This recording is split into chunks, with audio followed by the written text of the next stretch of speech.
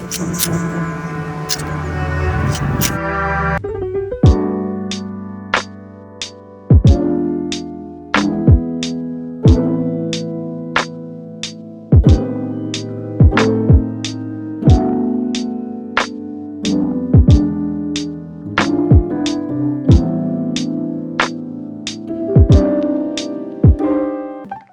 F2 is a fantastic camera, and we're gonna talk about it today on Greater Westminster's Fun with Nikons.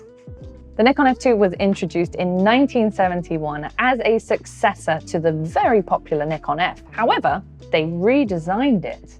Yeah, if Nikon F was based on rangefinders, this is a completely new design. It is. Fun fact, you will find that there are some features in the later Nikon Fs that bled into the F2s, namely the plastic cover on the self-timer and the plastic cover on the rewind lever.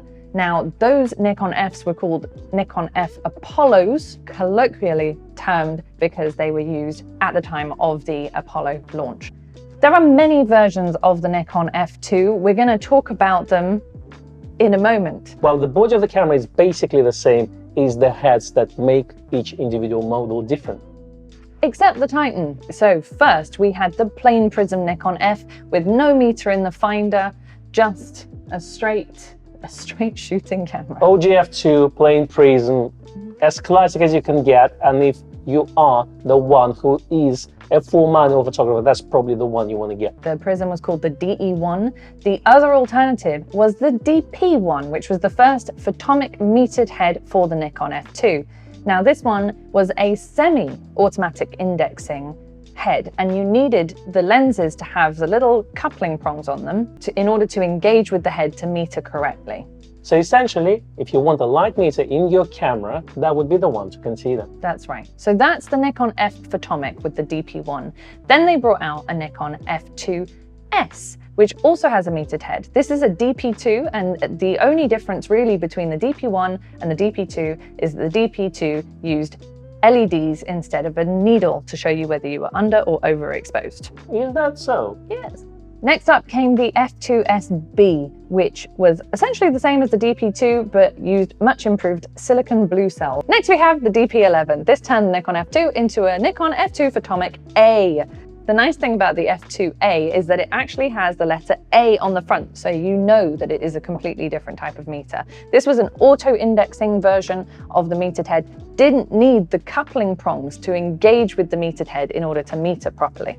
But there is more. There's also F2AS with a DP12 head. That's right. That was the last metered head, much improved over its predecessors. And if you're looking for a second-hand metered head F2, we do recommend having a look for an F2AS of all of them. The last type of F2 that they brought out was the F2 Titan. This is an entirely different body because it's made of titanium and has a special titanium unmetered DE1 head. This came out in 1978. They have 3 versions of that with different lettering on them for different markets. That's all you need to know. I have a fun fact actually about F2, Yeah. that they use Nikon F2 shutter to modify a Leica shutter and introduce a titanium shutter instead of curtain shutter into Leicas. So there's a company in UK which does it, and you have to donate your F2 and your Leica to get that modification done. Modification. Yeah, so they take the F2 shutter and they install it into Leica. Wow, And F2 is the only camera that allows for that. didn't know that. Yeah. Every day's a school day. In practical terms, the main difference between Nikon F2 and Nikon F is the shutter speed. The F2 would allow you to shoot at 2,000 of a second shutter speed.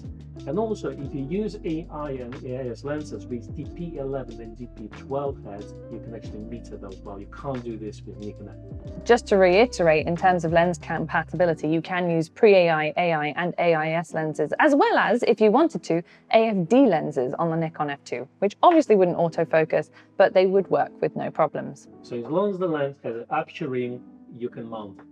Now we're going to load a roll of film. Now we're going to load up the F2. So this one is a little bit different to the Nikon F in that you don't have to take the whole back plate off, but you do have to release the back using this sort of turnkey lock system here. So we twist it towards the O until it pops open, There's the back. Because the film holder is sticking out and is in a little bit in the way, we're going to pull up the rewind knob. You just pull it up. There's no lock for that. Slip your film in. And then you do have to slide it into one of these slots here. Try to use as little film as possible when you do it.